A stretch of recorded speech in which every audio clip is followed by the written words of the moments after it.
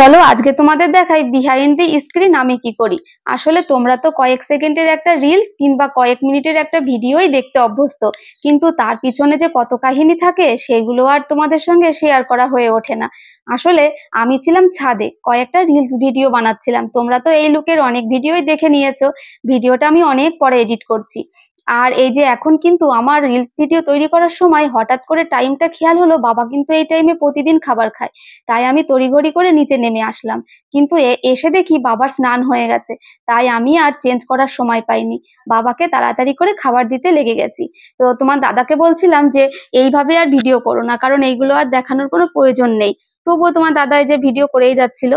আর আমি এখানে dress change করে চলে এসেছিলাম বাবুর জন্য একটা ফল কাটবো বলে, কারণ ছেলে আমার খাবার খেয়েছে প্রায় 4 ঘন্টা হতে চললো।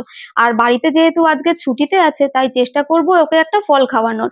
আর বাবাকে বলছিলাম যে কেমন একটা ফল নিয়ে এসতো, কিন্তু বেদানার যে রংটা হয় না সেরকম রং না, কেমন একটু মানে ফ্যাকাশে সাদা ধরনের। তো বাবা বলছিল যে অনেক খুঁজে খুঁজে নাকি বাবাকে এটাই দিয়েছে ফলের দোকানদার।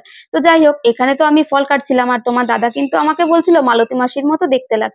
তো আমি বললাম যে হ্যাঁ, একটাই তফাৎ, মালতী মাসির সঙ্গে সে বেতন নিয়ে কাজ করে আর আমি বিনা বেতনে কাজ করে যাই।